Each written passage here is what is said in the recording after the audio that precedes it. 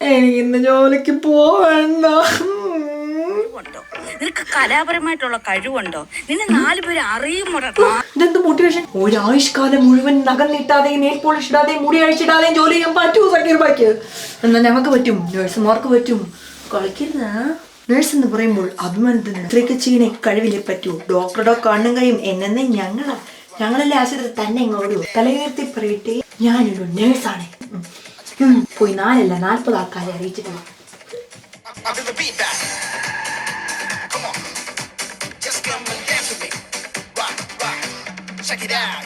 കാലത്തെ തന്നെ നേരം വിളിക്കാനുള്ള ഈശ്വര.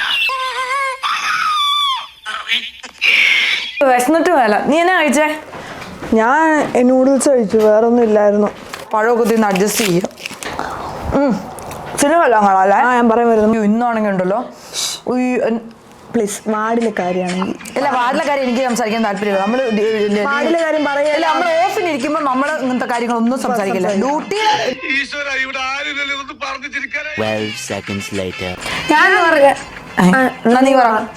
നീ പറ. ആ G16 അപ്പച്ചനില്ലേ, 16ന്റെ കാര്യം പറഞ്ഞപ്പോൾ എനിക്ക് 16ന് ഒരു സ്വാപ്പ് വേണമായിരുന്നു. അതിനിപ്പോ ഞാൻ സ്വാപ്പ് ചോദിക്കാൻ പറ്റില്ല. 16ന് ആ സ്റ്റെഫി അവളൊരു സ്വാപ്പും തരത്തില്ല.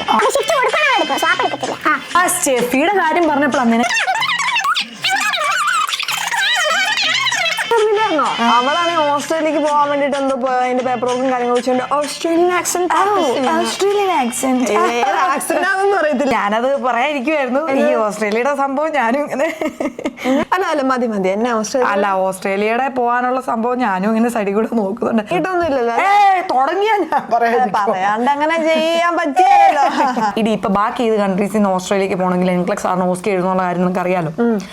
പക്ഷെ US, UK, Canada, Ireland, Singapore, Spain ഇത്രയും കൺട്രീസിൽ നിന്ന് ഇപ്പം നേരെ ആഫ്റ്റർ രജിസ്ട്രേഷൻ ചെയ്യാം. ന്യൂസിലൻഡ് ഒന്നും ചെയ്യണ്ട. ഇതിന് ആർക്കും ഇതിനൊക്കെ സമയം ഡ്യൂട്ടിയുടെ ഇടയിൽ എനിക്ക് ഈ പേപ്പർ വർക്ക് മുഴുവൻ അതിനാണ് ഞാൻ കൃത്യ ആളെ കണ്ടുപിടിച്ചിട്ടുണ്ട്. ആരെ? Pharma international. ഫാർമ ഇപ്പം നഴ്സിംഗിന്റെ പുതിയൊരു വിങ് സ്റ്റാർട്ട് ചെയ്തിട്ടുണ്ട്. A to Z full support and guidance. ആണോ? ഞാൻ അവരുടെ പേജ് കാണിച്ചുതരാം. ഇതേ നോക്ക്.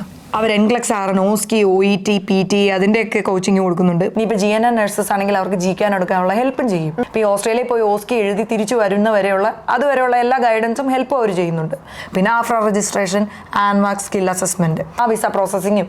അപ്പോൾ അറ്റ് ദി എൻഡ് വരെ ഉള്ള എല്ലാ സപ്പോർട്ടും അവർ തന്നെ ചെയ്യും.